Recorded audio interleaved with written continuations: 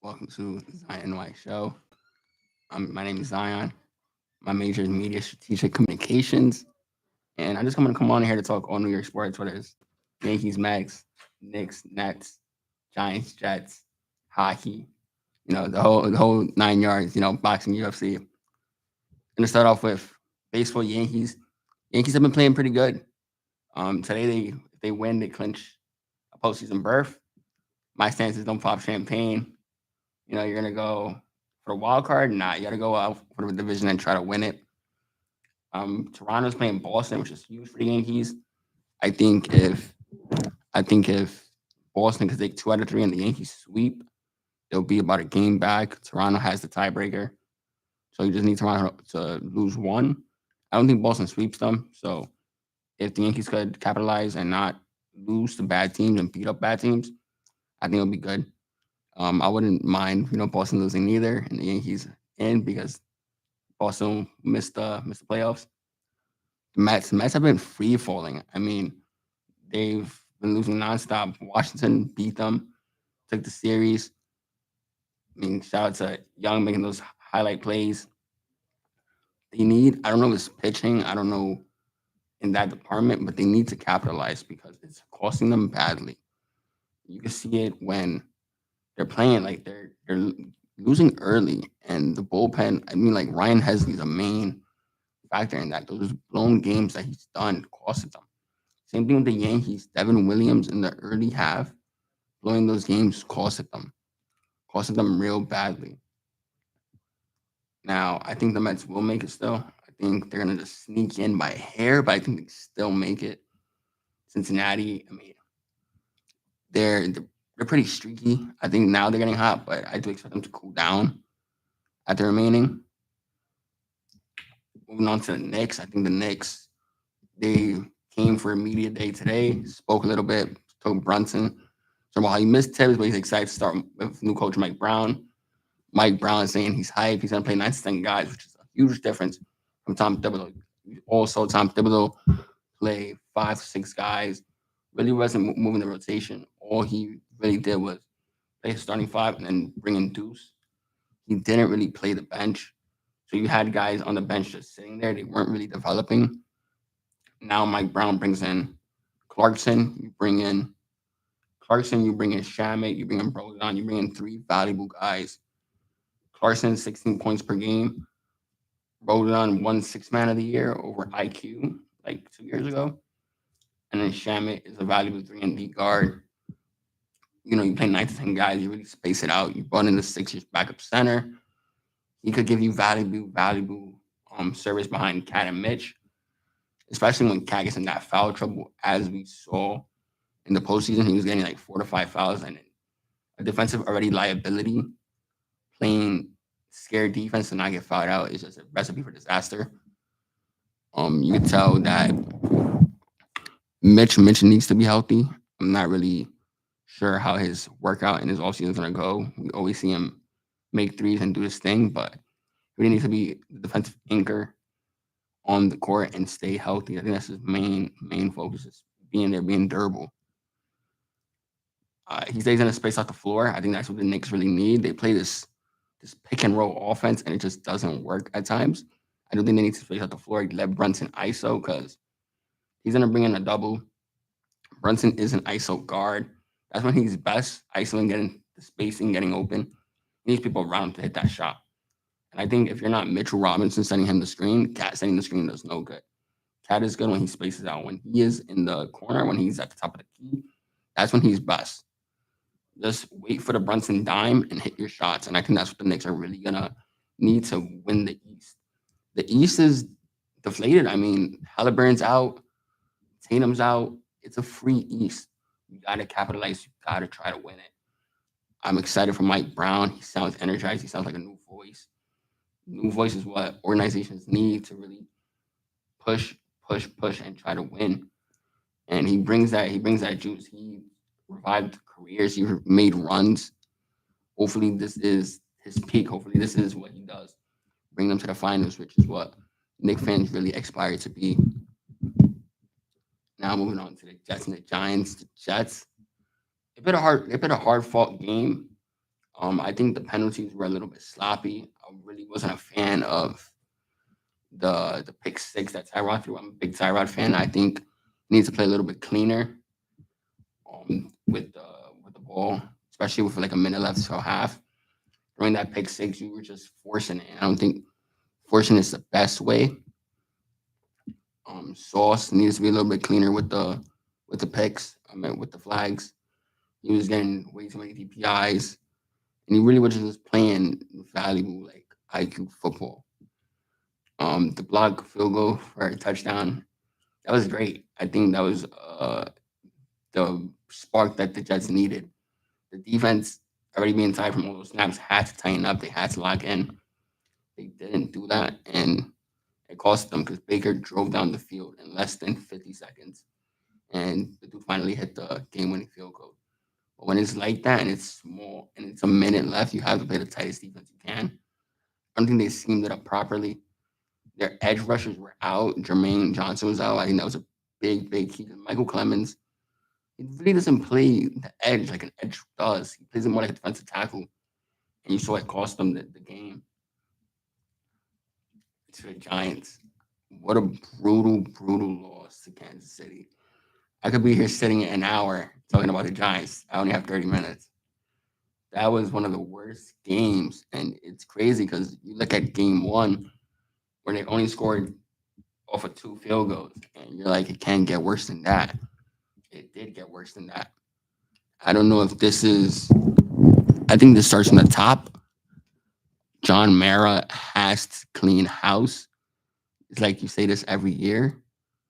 20 last time they started 0-3 was 2021. He fired everybody. You're 0-3 right now. You're gonna play a top 10 defensive Chargers team that can air the ball out with Herbert playing like an MVP. I expect the loss. You're gonna go 0-4. Only thing keeping Brian Dable's job in air is Jackson Dart. And you John Mara has as much fault when you let Joe Shane, who's a bad drafter in my opinion, draft his quarterback to then fire him. You did this with Daniel Jones, and his career went on a spiral. Not saying that Jones' success now is the Giants' fault, because I just don't think Jones in New York will ever work out because of the market and the pressure that he was put on after 2022, taking us to a wild card. I think that was the standard. He just couldn't live up to that standard. But I think it's more like it starts from the top. I always say it. John Mara, Brian Dable, Joe Shane. They don't. He runs it like a family business, and it's okay if you do that, but you can't sell the fans competitive football when you have your own family in positions on the Giants. You need to start by firing them. You need a whole new player personnel director. You got to let start Jackson Dart, let him play, see what he is. If not, try to get the first pick and start fresh, start a clean slate, start a real rebuild. The defensive line that was supposed to be your identity. Your defensive coordinator is not playing Abdul Carter on the edge. He's playing him as an inside linebacker. Yes, Michael McFadden is out, but play him on the edge.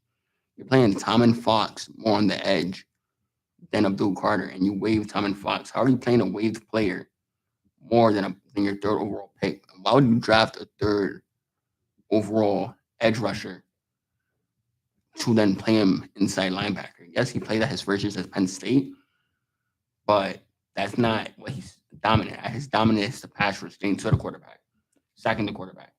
That's your identity with a weak secondary. And we saw that when Mahomes threw the two passes to Tyron Thornton. One didn't count. Went back. He did it again, and Drew Phillips let him catch it. I like Drew Phillips. I think he's a great cornerback in a bad defensive scheme. You cannot let that happen. And you're grabbing onto everybody. The flags are going to be thrown. DPIs are there. The pass interference are being called. You cannot let your team get calls like that. Now, I like Kayvon. I like how he's working. Kayvon is playing at his best, at his peak of his career.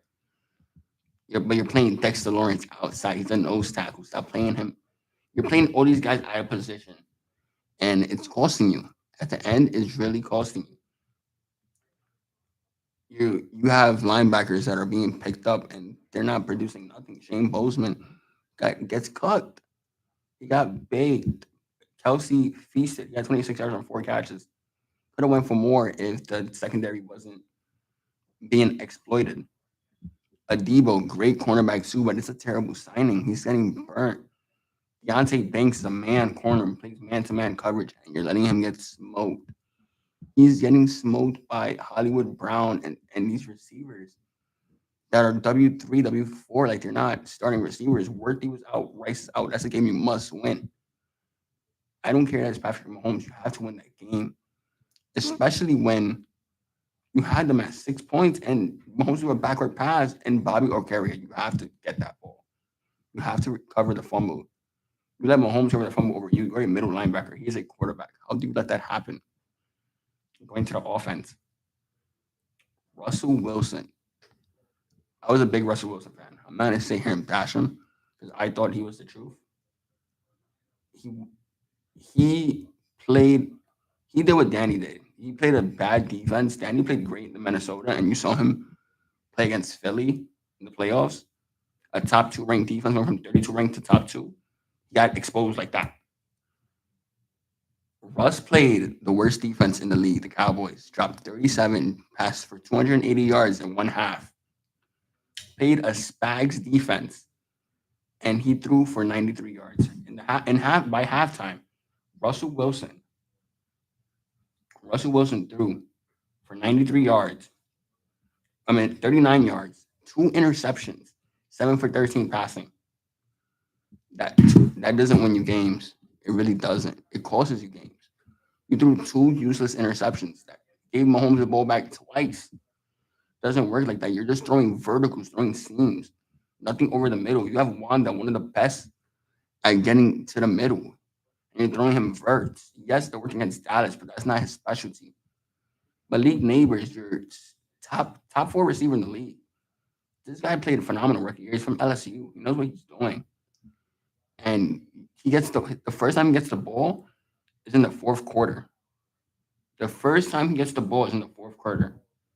You're not looking at him at all. You're throwing check downs to Hoots. Tyron Tracy, you threw to Tyron Tracy and look, he got out. He got out. Now he's out 2 to 4 weeks with a dislocated shoulder. Cam Scatterbull is the highlight of the offense. That guy could run catch, but you have to find something down the middle, Russ. And it's like you bounce from team to team from that reason. Now my question is, why didn't you start Dart? You're waiting for Russ, and it's like, if Dart's gonna learn from Russ, why isn't Russ teaching him the ways? He's not. What Russ is doing, Russ is being a defensive liability. He's not feeding him the rock at all. He's not showing him how to throw down the middle, how to get out the pocket. You're putting Jackson Dart for RPO plays. He's a running back. So that's what I want to question. Mike Kafka and this offensive scheme is not 100% on Russ. It's on Mike Kafka. Fourth quarter, you're in the end zone. Russ throws it 3 times out of bounds. 3 times out of bounds to the stands. Not to one receiver. It didn't touch not one receiver's hand. Not even close. I went to people wearing the receiver's jerseys in the stands. Then you did a quarterback draw with Russ. Why would you quarterback draw with Russ? You do it with Dart. Why didn't you start Dart? If you knew that, if you were going to do an RPO, give him that red zone opportunity. Russ, Giants are still ranked 31st in red zone offense and defense. They're that bad. It's hard to see any light at the end of the tunnel. I don't personally see any light at the end of the tunnel. I see pure darkness. I do think by next time I talk to you, I think Dart's starting. I don't know if Dable will have his job. I don't know if Mike Kafka will have his job. I don't know if Shane Bone will have his job. John Mara last year, when he was interviewed at the end of the season, he sounded very impatient. He knows they were flying planes over MetLife saying, fire everybody, sell the team. That's what they were all saying, fire everybody, sell the team. You sold 10% of it. Are you going to sell the other 90? Because as a fan, it's like we pay PSLs, we pay tickets, and you're just putting garbage product on the field. There's 3 wins, 4 win seasons. Nobody wants to hear that. Don't give me this toughest schedule. This year was a tough schedule. Washington was beatable. Dallas was beatable. The Chiefs were beatable. The Chiefs was a cupcake. They had three starting players out, three starting receivers out. Isaiah Pacheco was at his worst. Mahomes had nobody to throw to. He was throwing to practice squad receivers. And then you have the Saints week 5. You could have easily been 3-1 if you would have played regular football 3-1. You're gonna lose to a Jim Harbaugh that's hungry. You're gonna. I pray you beat the Saints. If you don't beat the Saints, I don't know what to say. We're one of the worst teams in football, but you are too. I don't see any rainbows. I don't see no light at the end of the tunnel. I think they're gonna need a whole new clean slate. If I'm John Mara, I look at this organization from top to bottom. I don't know what the solution is. Their best bet is that Dart is elite, and that's a lot of pressure. And Dart played great in Ole Miss, but you're banking on that quarterback that you're gonna start in week 4. I'm assuming. For all that, you should have just started him week 1. Let him be the culture change, the difference maker. For all that, you should have started Jameis Winston. Offense has been a problem for years. Start Jameis. Yes, Jameis will throw you 2 picks, but he'll throw you 4 touchdowns. Jameis knows how to get an offense jumping. You put him as an emergency quarterback. Why? And John Murray's going to sit here and tell us. Here's the thing. They're going to sit here and tell us that we're crazy, that insult our intelligence. No, we watch the games. We know what happens. It's bad football all around. It's questionable calls. Shane Bowen's formations are questionable. He plays them out of position. He plays them out of position. I don't know if and I can't even say look forward for the draft if Joe Shane's drafting. His best draft was this year. 2023. You wanna know who he drafted? His best pick. His best pick in the 2023 draft was nobody. Deontay Banks was picked first. He's playing out of position. JMS out of position. Hyde's not even getting the ball. Eric Gray, he's in the practice squad. Trey Hawkins is cut. Jordan Riley's cut. Jerome Owens is cut. You need to hit on picks, especially when you're the Giants and you're picking top 5. You need to hit on these picks. These are premium picks. The top teams in the league, Buffalo, KC, Baltimore, they're hitting on picks rounds 1 through 7. You cannot hit on no picks. The only pick it looked like you hit was round 4 at Cam Scatterbo and Abdul Carter. And Abdul is because he's playing out of position. And he's still making an impact on the ball. It's rough. And all I can do is sit here and hope as a Giants fan that it gets better. It's really not. I don't think it'll get better. It's not looking good. But that was all. Thank you guys for tuning in. Show. Hopefully it gets better next week.